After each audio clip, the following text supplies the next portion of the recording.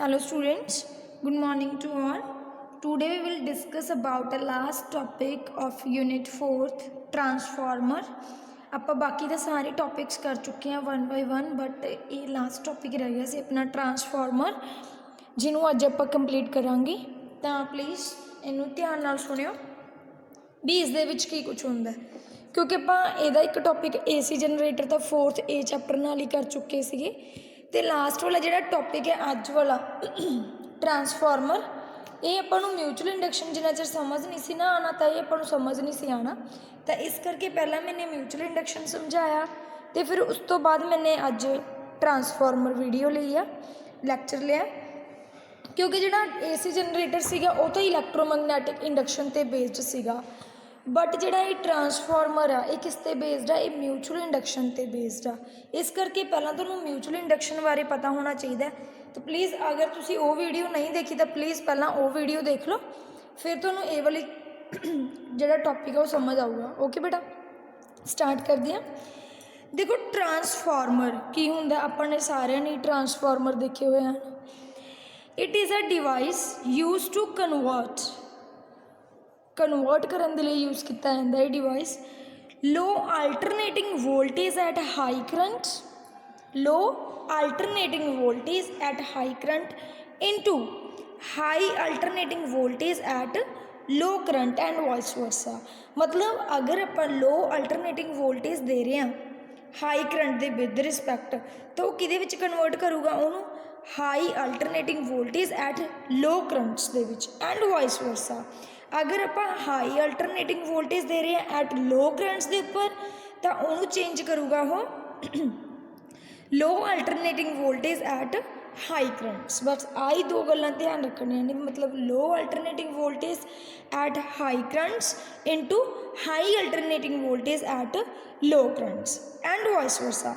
ये किस प्रिंसीपल ते डिपेंड करता है ये म्यूचुअल इंडक्शन ते डिपेंड करता। म्यूचुअल इंडक्शन आपां ने पढ़िया होया म्यूचुअल इंडक्शन के विच की हुंदा सीगा आपां दो कॉइल्स लैंदे हुंदे सी। आपां ने दो तरह की इंडक्शन पढ़ी है one is self and other one is mutual. Mutual के विच दो कॉइल्स लैंदे हुंदे सी one is primary and other one is secondary. दो कॉइल्स करदे हुंदे सी एक दे विच आपां EMF प्रोड्यूस कर दिंदे सी ओहदे विद रिस्पैक्ट आपां मैगनैटिक फ्लक्स चेंज करन दे विद रिस्पैक्ट दूसरे दे विच इंड्यूस्ड करंट या फिर इंड्यूस्ड EMF प्रोड्यूस करवाते होंगे सी। एवं इस दे विच चीज़ है देखो it works on principle of mutual induction that is if two coils मतलब ये दो कॉइल्स होंगे यार इंडक्टिवली कपल्स दोनों कपल होंगे एक दूसरे के नाल कंबाइन होंगे एंड वैन करंट और magnetic flux is change through one coil अगर करंट या फिर मैगनैटिक फ्लक्स एक कॉइल के चेंज होगा वो विद रिस्पैक्ट दूसरे कॉइल के की प्रोड्यूस करांगे इंड्यूस्ड EMF और इंड्यूस्ड करंट दूसरे कॉइल के प्रोड्यूस करांगे। ओके बेटा तो हुण इहदी कंस्ट्रक्शन देख लो क्योंकि यदा क्वेश्चन ना सीधा ही आता भी 5 मार्क्स का भी तुसी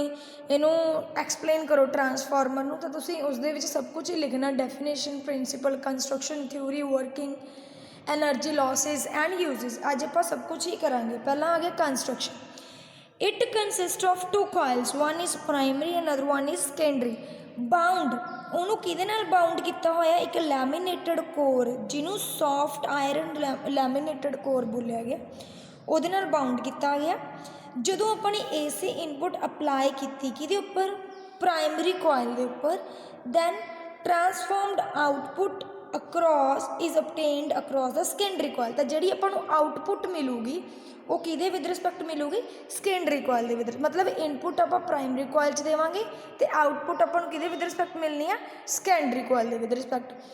हुण उस तो बाद की है जो आप इनपुट लवांगे करंट की लवांगे EMF की लवांगे आउटपुट लवांगे इन ऑर्डर टू तो की हुंदा है मिनीमाइज एडी करंट्स उत्थे एनर्जी लॉसिस होंदे आ हीट लॉसिस होंदे आ।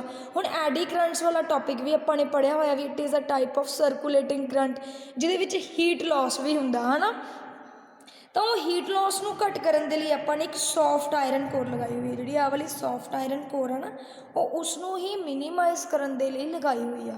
ओके बेटा तो ये सीगा कंस्ट्रक्शन। हुण आपां करांगे इहदियां दो टाइप्स पहला इहदी डायग्राम देख लो ध्यान नाल डायग्राम दे विच तां कुछ भी है नहीं कुछ इन्ना, तो आ सारी बाउंड हुई है एवें बाउंड, इस तरह एवें बाउंड होया हुआ है, ठीक है जी।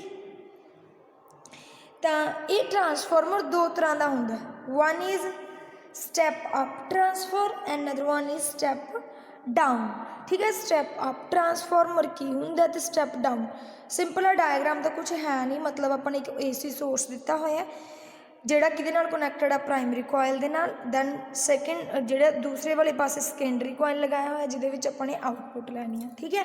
तो हुण आपां इहदियां दो टाइप्स करते हैं, तो एक हैगी है स्टैप अप तो दूसरी हैगी है स्टैप डाउन। स्टैप अप दे विच की हुंदा, उहदे विच आपां ओह की करदा भी लो वोल्टेज हाई करंट्स नूं हाई वोल्टेज लो करंट ते चेंज करदा, ठीक है जी। तो मैंने डेफिनेशन दे विच ही दो चीज़ां दस्सियां सीगियां ना मैंने भी जो आपां लो वोल्टेज दे रहे हैं हाई करंट्स के उपर तो वह कन्वर्ट करता हाई वोल्टेज नूं किहदे ते लो करंट्स के उपर, तो यही स्टैप अप का काम है। स्टैप अप का काम की है, लो वोल्टेज हाई करंट्स के जे आप दे रहे हैं उन्होंने किहदे च कन्वर्ट करूगा हाई वोल्टेज लो करंट्स के उपर। तो ये की हुंदा, ये जिहड़े नंबर ऑफ सैकेंडरी जिहड़े नंबर ऑफ टर्न्स ने in the secondary coil मीनस output वाले पासे जिहड़ी आपां ने कॉयल लगाया होया ना उहदे विच जिहड़े कॉयल्स होणगियां जिहड़ी मतलब नंबर ऑफ टर्न्स होणगियां सैकेंडरी कॉयल दे विच ओह ज़्यादा होणियां चाहिदियां ने एज़ कंपेयर टू प्राइमरी, फिर ही वो लो वोल्टेज नूं चेंज कर सकदा हाई वोल्टेज के उपर। इन विच प्राइमरी कॉयल जिहड़ा प्राइमरी कॉयल आ किहदा बनिया होना चाहिए थिक इंसुलेटेड कॉपर वायर का। दो तरह के ट्रांसफार्मर हो गए ना हुण स्टैप अप दे लई जिहड़ा आपां इनपुट लवांगे प्राइमरी कॉयल के थ्रू, जिहड़ी अपने कोल प्राइमरी कॉयल आ वो थिक इंसुलेटेड कॉपर वायर की बनी होनी चाहिए, तो सैकेंडरी कॉयल की जिहड़ी वायर आ वो किहदी बनी होनी चाहिए थिन कॉपर वायर की, ठीक है। स्टैप डाउन दे विच आ जाओ, स्टैप डाउन दे विच उल्टा उहदे विच लो वोल्टेज दे रहे सी, इहदे विच हाई वोल्टेज देवांगे low current into low voltage high currents दे विच वो चेंज कर दूँ। तो ये की होगा जिहड़ी अपने कोल सैकेंडरी टर्न्स होणगियां number of turns in secondary coil वो घट होने चाहिए ने प्राइमरी कॉयल के नालों। ये मैं तुहानूं दसूँगी भी क्यों घट होने चाहिए ने, अगे पढ़ते आप डेरिवेशन के थ्रू। इन विच प्राइमरी कॉयल जिहड़ा प्राइमरी कॉयल आ वो किहदा बनिया होना चाहिए थिन वायर का थिन कॉपर वायर का, एंड जिहड़ा सैकेंडरी कॉयल आ वो बनिया होना चाहिए थिक कॉपर वायर का। ओके बेटा ये हो गई। हुण आ गई अपने कोल थ्योरी दे विच आपां पता ही है प्रैक्टिकल करते हैं है ना। प्रैक्टिकल दे विच आपां ने की कीता अपने अल्टरनेटिंग EMF देती किहनूं दित्ती प्राइमरी कॉयल नूं, तां उहदे विच करंट फ्लो करना स्टार्ट हो गई। जो वोल्टेज दी तो करंट स्टार्ट हो गया फ्लो करना। जदों ही उहदे विच अल्टरनेटिंग करंट फ्लो होया प्राइमरी कॉयल दे विच तां जिहड़ी उहदी मैगनैटिक फ्लक्स सी लिंकड हुई कॉयल दे विच लिंकड हो गई मैगनैटिक फ्लक्स। तो जो देखिया हौली हौली जिहड़ी वो मैगनैटिक फ्लक्स आ वो चेंज होने लगी। वो जो मैगनैटिक फ्लक्स चेंज होने लगी तो वह जो इफैक्ट आ वो देखिया अपने सैकेंडरी कॉयल दे विच magnetic changing magnetic flux induces and alternating उन्हें की किया इंड्यूस्ड EMF नूं प्रोड्यूस करता किहदे विच सैकेंडरी कॉयल दे विच। तां समझ आई। तो ये अपन आउटपुट मिल गई इंड्यूस्ड EMF की किहदे with respect primary coil with respect. जे अपने प्राइमरी कॉयल अल्टरनेटिंग EMF दिता उहदे नाल करंट फ्लो किया उहदे नाल मैगनैटिक फ्लक्स अपलाई हुई फिर चेंज हुई उहदे विद रिस्पैक्ट इंड्यूस्ड EMF का इफैक्ट अपने किहदे विच देखा सैकेंडरी कॉयल दे विच। ये ਆਪਾਂ चीज़ करते आ रहे हैं। जिहड़ी सॉफ्ट आयरन कोर आ वो की करदी आ उहनूं कपल कर दिंदी है। The soft iron core is capable of coupling मतलब उन्होंने दोनों वायरस में कपलिंग कर देंगे। तो इसका मतलब की होंगे जो मैगनैटिक फ्लक्स होल सारी मैगनैटिक फ्लक्स आ वो प्रोड्यूस हो जाती है प्राइमरी एंड सैकेंडरी कॉयल दे विच। Primary coil with secondary coil दे विच मतलब सारी जी मैगनैटिक फ्लक्स आ वो प्रोड्यूस हो जाती है सारे कॉयल दे विच प्राइमरी दे विच भी ते सैकेंडरी कॉयल दे विच भी। ठीक है जी। हुण आ गई अपने कोल डेरिवेशन सिंपल।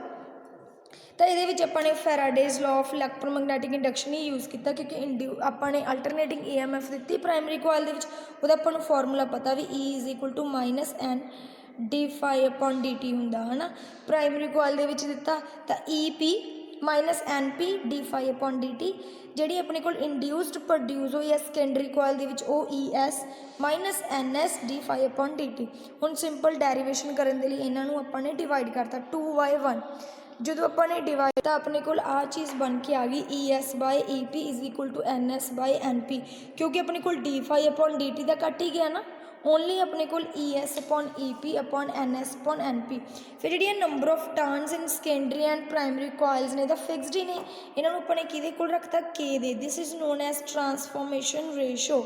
ਤਾਂ ਇਹਦੇ ਕੋਲ ਆ ਗਿਆ K ਦੇ ਕੋਲ। ਹੁਣ ਦੇਖੋ ਧਿਆਨ ਨਾਲ, ਜਿਹੜਾ ਸਟੈਪ ਅਪ ਟਰਾਂਸਫਾਰਮਰ ਹੈ, ਸਟੈਪ ਅਪ ਟਰਾਂਸਫਾਰਮਰ ਦੇ ਵਿੱਚ ਕੀ ਹੁੰਦਾ ਸੀਗਾ, low voltage at high currents ਦੇ ਵਿੱਚ ਉਹ ਚੇਂਜ ਕਰਦਾ ਸੀ high voltage at low currents ਦੇ ਵਿੱਚ। ਤਾਂ ਸਟੈਪ ਅਪ ਦੇ ਵਿੱਚ ਆਪਣੇ ਕੋਲ number of turns in secondary coil ਜ਼ਿਆਦਾ ਸੀਗੀਆਂ ਪ੍ਰਾਇਮਰੀ ਕੋਇਲ ਦੇ ਨਾਲੋਂ, ਤਾਂ ਉਹਦੇ ਲਈ K ਦੀ ਵੈਲਿਊ ਕੀ ਹੋਣੀ ਚਾਹੀਦੀ ਹੈ, ਜ਼ਿਆਦਾ, ਕਿਉਂਕਿ NS upon NP ਹੀ ਆ ਰਿਹਾ NS। ਤਾਂ NS ਮਤਲਬ ਆ ਆਪਣੇ ਕੋਲ ਜ਼ਿਆਦਾ ਹੋਣੀਆਂ ਚਾਹੀਦੀਆਂ ਨੇ। ਜਦੋਂ ਇਹ ਜ਼ਿਆਦਾ ਹੋਣਗੀਆਂ ਤਾਂ ਜਿਹੜਾ ਇਲੈਕਟ੍ਰਿਕ ਫੀਲਡ ਪ੍ਰੋਡਿਊਸ ਹੋਊਗਾ, ਇੰਡਿਊਸਡ EMF ਪ੍ਰੋਡਿਊਸ ਹੋਊਗੀ ਸੈਕੰਡਰੀ ਕੋਇਲ ਦੇ ਵਿੱਚ, ਉਹ ਵੀ ਜ਼ਿਆਦਾ ਹੋਊਗੀ। ਤਾਂ ES ਗ੍ਰੇਟਰ ਦੈਨ EP। ਐਵੇਂ ਸਟੈਪ ਡਾਊਨ, ਉਹਦੇ ਲਈ K ਦੀ ਵੈਲਿਊ ਘੱਟ ਹੋਣੀ ਚਾਹੀਦੀ ਹੈ। ਕਿਉਂ? ਕਿਉਂਕਿ ਉਹਦੇ ਵਿੱਚ ਨੰਬਰ ਆਫ ਟਰਨਸ ਘੱਟ ਸੀਗੀਆਂ ਸੈਕੰਡਰੀ ਕੋਇਲ ਦੇ ਵਿੱਚ as compare to number of turns in primary coil. ਤਾਂ ਆਪਣੇ ਕੋਲ ਜਿਹੜਾ ਇੰਡਿਊਸਡ EMF ਬਣੂਗਾ ਉਹ ਕੀ ਬਣੂਗਾ, ਕਿਉਂਕਿ ਪ੍ਰਾਇਮਰੀ ਕੋਇਲ ਜਿਹੜਾ ਹੈ ਇਹ ਦੋਨੋਂ ਕੀ ਆ ਗਏ ਆਪਣੇ ਕੋਲ, ਨੰਬਰ ਆਫ ਟਰਨਸ ਨੀਚੇ ਘੱਟ ਬਣ ਰਹੇ ਨੇ, ਦੋਨੋਂ ਡਾਇਰੈਕਟਲੀ ਨੇ। ਜਦੋਂ ਇਹ ਨੰਬਰ ਆਫ ਟਰਨਸ ਘੱਟ ਬਣਨਗੀਆਂ ਤਾਂ ਇੰਡਿਊਸਡ EMF ਵੀ ਘੱਟ ਹੀ ਬਣੂਗੀ। ਤਾਂ ES greater then ES less than EP। But ਜਿਹੜਾ ਆਈਡੀਅਲ ਟਰਾਂਸਫਾਰਮਰ ਹੁੰਦਾ ਉਹਦੇ ਵਿੱਚ ਕੋਈ ਐਨਰਜੀ ਲੋਸ ਨਹੀਂ ਹੁੰਦਾ। ਜਦੋਂ ਐਨਰਜੀ ਲੋਸ ਨਹੀਂ ਹੁੰਦਾ ਤਾਂ output power is equal to input power. ਆਪਾਂ ਨੇ ਪਾਵਰ ਦਾ ਫਾਰਮੂਲਾ ਵੀ ਕੱਢਿਆ ਸੀ, VI ਹੁੰਦਾ, V ਨੂੰ ਆਪਾਂ ਨੇ E ਲਿਆ ਸੀ, EMF I। ਤਾਂ ਇਨਪੁੱਟ ਪਾਵਰ IP EP ਪ੍ਰਾਇਮਰੀ ਕੋਇਲ ਦੇ ਵਿੱਚ, ਤਾਂ ਆਊਟਪੁੱਟ ਪਾਵਰ IS ES, ਦੋਨਾਂ ਨੂੰ ਆਪਾਂ ਨੇ ਪੁੱਟ ਕੀਤਾ। ਦੈਨ ਆਪਣੇ ਕੋਲ ਫਿਰ ਤੋਂ ਇੱਕ ਰਿਜ਼ਲਟ ਬਣ ਕੇ ਆ ਗਿਆ ES upon EP IP upon IS ਬਣ ਗਿਆ। ਤਾਂ ਹੁਣ ਇਹਦੇ ਵਿੱਚ ਆਪਾਂ ਨੇ ਕੀ ਦੇਖਿਆ ਵੀ ਇਨ ਜਨਰਲ ਜਿਹੜੇ ਇੰਡਿਊਸਡ EMF ਹੈ ਉਹ ਪ੍ਰੋਡਿਊਸ ਹੋ ਰਹੀ ਹੈ is inversely proportional to current, ਕਿਉਂਕਿ ਇਨਵਰਸਲੀ ਨੇ ਨਾ ਦੋਨੋਂ। ਸੈਕੰਡਰੀ ਕੋਇਲ ਦੀ ਜੇ EMF ਜ਼ਿਆਦਾ ਹੋਊਗੀ ਤਾਂ ਕਰੰਟ ਕੀ ਹੋਊਗਾ, ਘੱਟ। These are inversely proportional to each other. ਤਾਂ ਕੀ ਆ ਗਿਆ, E is less than I, मतलब E is inversely proportional to I। So voltage increase, जो वोल्टेज इंक्रीज हो रही है करंट की होगा डिक्रीज, जो वोल्टेज डिक्रीज हो रही है तो करंट की होगा इंक्रीज। तो एफिशिएंसी कट सकते हो ये तुसी। तो output power by input, output power अपने को ES IS है तो इनपुट आ गया। आइडियल ट्रांसफार्मर के लिए एफिशिएंसी 100 होगी, बट जोड़े दूसरे ट्रांसफार्मर ने स्टैप डाउन स्टैप अप ने है ना ਉਹਦੇ ਵਿੱਚ एनर्जी लॉस होना ही होना गा। एनर्जी लॉस होगा तो अपने कोल ਜਿਹੜੀ ਐਫੀਸ਼ੀਐਂਸੀ ਉਹ 100% ਤਾਂ ਰਹਿਣੀ ਨਹੀਂ, ਲੈਸ ਦੈਨ 100% ਰਹੂਗੀ। ਓਕੇ ਬੇਟਾ। ਤੇ ਉਸ ਤੋਂ ਬਾਅਦ ਆ ਗਿਆ ਐਨਰਜੀ ਲੌਸਿਸ ਕਿਹਦੇ ਕਰਕੇ ਹੁੰਦੇ ਆ, ਇਹ ਵੀ ਆਪਾਂ ਪੜ੍ਹ ਲੈਂਦੇ ਹਾਂ। ਦੇਖੋ ਜਿਹੜੇ ਐਨਰਜੀ ਲੌਸਿਸ ਹੁੰਦੇ ਨੇ ਉਹ 5 ਟਾਈਪਸ ਮਤਲਬ ਫਲਕਸ ਲੌਸਿਸ ਕਰਕੇ ਹੁੰਦੇ ਆ, ਕਾਪਰ ਲੌਸਿਸ ਕਰਕੇ ਹੁੰਦੇ ਆ, ਆਇਰਨ ਲੌਸਿਸ ਕਰਕੇ ਹੁੰਦੇ ਆ, ਸਟੈਰਸਿਸ ਲੌਸਿਸ ਕਰਕੇ ਹੁੰਦੇ ਆ, ਵਾਈਬ੍ਰੇਸ਼ਨ ਆਫ ਕੋਰਸ ਕਰਕੇ ਹੁੰਦੇ ਆ। ਦੱਸਦੀ ਆ ਮੈਂ ਫਲਕਸ ਲੌਸਿਸ। ਤਾਂ ਆਪਾਂ ਨੇ ਕਿਹਾ ਸੀ ਨਾ ਥਿਊਰੀ ਦੇ ਵਿੱਚ ਵੀ ਜਿਹੜੀ ਕਪਲਿੰਗ ਹੁੰਦੀ ਆ ਉਹਦੇ ਵਿਦ ਰਿਸਪੈਕਟ ਜਿਹੜਾ ਹੋਲ ਆਫ ਮੈਗਨੈਟਿਕ ਫਲਕਸ ਆ ਉਹ ਕੀ ਹੋ ਜਾਂਦਾ, ਪ੍ਰੋਡਿਊਸ ਹੋ ਜਾਂਦਾ in secondary coil with primary coil, ਹੈ ਨਾ। ਅਤੇ ਇਹ ਕਪਲਿੰਗ ਨਾ ਪ੍ਰੈਕਟੀਕਲੀ ਜਿਹੜਾ ਹੈ coupling of primary and secondary coil is never perfect. ਇਹ ਪਰਫੈਕਟ ਨਹੀਂ ਹੁੰਦੀ, ਕਪਲਿੰਗ ਚੰਗੀ ਤਰ੍ਹਾਂ ਨਹੀਂ ਹੁੰਦੀ। ਇਸ ਕਰਕੇ ਇਹਦੇ ਵਿਦ ਰਿਸਪੈਕਟ ਵੀ ਆਪਣੇ ਕੋਲ ਐਨਰਜੀ ਲੋਸ ਹੁੰਦਾ, ਕਿਉਂਕਿ ਜੇ ਤਾਂ ਪਰਫੈਕਟ ਹੋਵੇ ਫਿਰ ਤਾਂ ਉਹ ਆਈਡੀਅਲ ਹੋਵੇ, ਫਿਰ ਤਾਂ ਆਪਣੇ ਕੋਲ ਬਿਲਕੁਲ ਵੀ ਐਨਰਜੀ ਲੋਸ ਨਾ ਹੋਵੇ। ਬਟ ਪਰਫੈਕਟ ਨਾ ਹੋਣ ਕਰਕੇ ਉਹਦੇ ਵਿੱਚ ਐਨਰਜੀ ਲੋਸ ਹੁੰਦਾ ਹੈ। ਦੂਸਰਾ ਆ ਗਿਆ ਕਾਪਰ ਲੋਸ। ਕਾਪਰ ਲੋਸ ਦੇ ਵਿੱਚ ਕੀ ਹੁੰਦਾ, ਜਦੋਂ ਆਪਾਂ ਨੇ ਕਰੰਟ ਨੂੰ ਫਲੋ ਕਰਵਾਇਆ, ਮਤਲਬ EMF ਆਪਾਂ ਨੇ ਅਪਲਾਈ ਕੀਤੀ, ਉਹਦੇ ਵਿੱਚ ਕਰੰਟ ਫਲੋ ਕਰਨ ਲੱਗ ਗਿਆ। ਜਦੋਂ ਉਸ ਵਾਇਰ ਦੇ ਵਿੱਚ ਕਰੰਟ ਫਲੋ ਕਰਦਾ ਤਾਂ ਉਹ ਕੀ ਹੁੰਦਾ, ਉਹਦੇ ਵਿੱਚ ਪਾਵਰ ਲੋਸ ਹੁੰਦਾ, ਹੀਟ ਲੋਸ ਹੋਊਗਾ ਹੀ ਹੋਊਗਾ ਨਾ। ਜਦੋਂ ਕਰੰਟ ਫਲੋ ਕਰ ਰਿਹਾ ਮਤਲਬ ਉਹ ਗਰਮ ਵੀ ਹੋਊਗਾ, ਹੀਟ ਲੋਸ ਹੋ ਰਿਹਾ ਮਤਲਬ ਪਾਵਰ ਲੋਸ ਹੋ ਰਿਹਾ। ਤਾਂ ਇਹਦੇ ਕਰਕੇ ਵੀ ਜਿਹੜੇ ਆਪਣੇ ਕੋਲ ਲੋਸ ਹੈ ਕਿਹਦੇ ਕਰਕੇ ਹੁੰਦਾ, ਕਾਪਰ ਲੋਸ ਕਰਕੇ ਵੀ ਹੁੰਦਾ। ਕਿਉਂ? ਕਿਉਂਕਿ ਇਹਦੇ ਵਿੱਚ ਜਦੋਂ ਨਾ ਕਰੰਟ ਫਲੋ ਕਰਦਾ, ਕਰੰਟ ਫਲੋ ਕਰਕੇ ਪਾਵਰ ਉੱਥੇ ਜਿਹੜੀ ਹੈਗੀ ਆ ਉਹ ਲੋਸ ਹੁੰਦੀ ਆ। ਪਾਵਰ ਲੋਸ ਮਤਲਬ I²R ਫਾਰਮੂਲਾ ਕਰਵਾਇਆ ਸੀ ਨਾ ਮੈਨੇ, ਹੀਟ ਲੋਸ ਹੋਊਗਾ। ਅਤੇ ਕਿਹਦੇ ਵਿੱਚ ਆਪਾਂ ਨੂੰ ਦਿਖਦੀ ਹੈ, ਪ੍ਰਾਇਮਰੀ ਅਤੇ ਸੈਕੰਡਰੀ ਕੋਇਲ ਦੋਨਾਂ 'ਚ ਦਿਖਦੀ ਆ। ਪਰ ਇਹਨੂੰ ਆਪਾਂ ਰਿਡਿਊਸ ਕਰ ਸਕਦੇ ਹਾਂ। ਰਿਡਿਊਸ ਕਿਵੇਂ ਕਰਾਂਗੇ, ਜੇ ਆਪਾਂ ਥਿੱਕ ਕਾਪਰ ਵਾਇਰ ਲੈ ਲਈਏ, ਜੇ ਆਪਾਂ ਥਿੱਕ ਲੈ ਲਈਏ ਨਾ ਥੋੜ੍ਹੀ ਮੋਟੀ ਵਾਲੀ ਕਾਪਰ ਵਾਇਰ ਲੈ ਲਈਏ, ਫਿਰ ਜਿਹੜਾ ਲੋਸ ਆ ਉਹ ਘੱਟ ਹੋਊਗਾ। ਹੁਣ ਆ ਗਿਆ ਆਇਰਨ ਲੌਸਿਸ। ਆਇਰਨ ਲੌਸਿਸ ਕੀ ਹੁੰਦਾ ਵੀ ਜਦੋਂ ਹੀ ਆਪਣੇ ਕੋਲ ਜਿਹੜਾ ਮੈਗਨੈਟਿਕ ਫਲਕਸ ਆ ਉਹ ਲਿੰਕ ਹੋਇਆ ਕੋਇਲ ਦੇ ਨਾਲ, ਹੈ ਨਾ, ਉਹ ਚੇਂਜ ਹੋ ਜਾਂਦਾ। ਜਦੋਂ ਚੇਂਜ ਹੁੰਦਾ ਤਾਂ ਉਹਦੇ ਐਡੀ ਕਰੰਟ ਸੈਟਅਪ ਹੋਊਗਾ। ਜਦੋਂ ਐਡੀ ਕਰੰਟ ਸੈਟਅਪ ਹੋ ਗਿਆ ਤਾਂ ਇਹਦੇ ਨਾਲ ਕੀ ਹੋਊਗਾ, ਐਡੀ ਕਰੰਟ ਦੇ with respect to heat energy produce ਹੋਗੀ, ਹੀਟ એનર્ਜੀ ਪ੍ਰੋਡਿਊਸ ਹੋਗੀ ਮਤਲਬ which leads to wastage of energy, ਉੱਥੇ એનર્ਜੀ ਦੀ ਕੀ ਹੋ ਰਹੀ ਆ, ਵੇਸਟੇਜ। ਬਟ ਇਹਨੂੰ ਵੀ ਆਪਾਂ ਘੱਟ ਕਰ ਸਕਦੇ ਹਾਂ ਜੇ ਆਪਾਂ ਲੈਮੀਨੇਟਡ ਆਇਰਨ ਕੋਰ ਯੂਜ਼ ਕਰੀਏ, ਜਿਵੇਂ ਕਿ ਆਪਾਂ ਨੇ ਕੀਤਾ ਹੈ ਨਾ ਲੈਮੀਨੇਟਡ ਸੌਫਟ ਆਇਰਨ ਕੋਰ, ਤਾਂ ਵੀ ਉਹਦੇ ਨਾਲ ਵੀ ਇਹ ਵਾਲਾ ਆਇਰਨ ਲੋਸ ਘੱਟ ਹੁੰਦਾ। ਨੈਕਸਟ ਆ ਗਿਆ ਹਿਸਟੈਰਿਸਿਸ ਲੋਸ। ਹਿਸਟੈਰਿਸਿਸ ਲੋਸ ਤੁਸੀਂ 3rd ਚੈਪਟਰ ਦੇ ਵਿੱਚ ਪੜ੍ਹਿਆ ਹੋਇਆ ਨਾ, ਇਹਦੇ ਵਿੱਚ ਜਦੋਂ ਆਪਾਂ ਅਲਟਰਨੇਟਿੰਗ ਕਰੰਟ ਫਲੋ ਕਰਵਾਉਂਦੇ ਹਾਂ, ਕਿਸ time magnetic flux linked with the coil changes ਹੁੰਦੀਆਂ ਨੇ, ਉਹ ਕਿਸੇ ਵੇਲੇ ਇਨਕਰੀਜ਼ ਮਤਲਬ ਮੈਗਨੇਟਾਈਜ਼ ਹੋ ਗਿਆ, ਕਿਸੇ ਵੇਲੇ ਡਿਕਰੀਜ਼ ਮਤਲਬ ਡੀਮੈਗਨੇਟਾਈਜ਼ ਹੋ ਗਿਆ। ਇਸ ਟਾਈਮ ਵੀ ਜਦੋਂ ਉਹ ਮੈਗਨੇਟਾਈਜ਼ ਡੀਮੈਗਨੇਟਾਈਜ਼ ਬਾਰ-ਬਾਰ ਹੁੰਦਾ ਰਹਿੰਦਾ ਹੈ ਨਾ, ਤਾਂ ਉੱਥੇ ਵੀ ਜਿਹੜਾ એનર્ਜੀ ਲੋਸ ਬਹੁਤ ਜ਼ਿਆਦਾ ਹੁੰਦਾ। ਤਾਂ ਇਹ ਵੀ ਚੀਜ਼ ਹੈਗੀ ਹੈ ਨਾ, ਇਹਨੂੰ ਵੀ ਤੁਸੀਂ ਮਿਨੀਮਾਈਜ਼ ਕਰ ਸਕਦੇ ਹੋ ਜੇ ਆਪਾਂ ਹਿਸਟੈਰਿਸਿਸ ਲੂਪ ਨੈਰੋ ਲਈਏ। ਜੇ ਮਤਲਬ 2 ਤਰ੍ਹਾਂ ਦੀ ਮੈਂ ਹਿਸਟੈਰਿਸਿਸ ਲੂਪ ਤੁਹਾਨੂੰ ਬਣਾ ਕੇ ਦਿਖਾਈ ਸੀ ਨਾ, ਤਾਂ ਜੇ ਆਪਾਂ ਨੈਰੋ ਲਵਾਂਗੇ ਤਾਂ ਇਹਨੂੰ ਵੀ ਆਪਾਂ ਘੱਟ ਕਰ ਸਕਦੇ ਹਾਂ।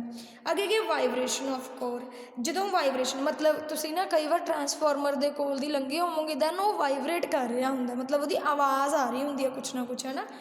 ਤਾਂ ਟਰਾਂਸਫਾਰਮਰ ਪ੍ਰੋਡਿਊਸਸ ਹਿਊਮਿੰਗ ਨੋਇਸ ਪ੍ਰੋਡਿਊਸ ਕਰਦਾ ਡਿਊ ਟੂ ਮੈਗਨੈਟੋਸਟ੍ਰਿਕਸ਼ਨ ਇਫੈਕਟ, ਕਿਉਂਕਿ ਉਹਦੇ ਵਿੱਚ ਮੈਗਨੈਟਿਕ ਫੀਲਡ ਪ੍ਰੋਡਿਊਸ ਹੋਇਆ ਹੈ, ਮੈਗਨੈਟਿਕ ਫਲਕਸ ਲਿੰਕ ਹੋਈ ਵੀ ਹੈ, ਮੈਗਨੈਟਿਕ ਫਲਕਸ ਲਿੰਕਡ ਚੇਂਜ ਹੋ ਰਹੀ ਹੈ, ਤਾਂ ਉਹਦੇ ਵਿੱਚ ਇੱਕ ਹਿਊਮਿੰਗ ਨੋਇਸ ਪ੍ਰੋਡਿਊਸ ਹੋ ਰਹੀ ਹੁੰਦੀ ਹੈ ਡਿਊ ਟੂ ਮੈਗਨੈਟੋਸਟ੍ਰਿਕਸ਼ਨ ਇਫੈਕਟ। ਸਟ੍ਰਿਕਸ਼ਨ ਮਤਲਬ STRICTION।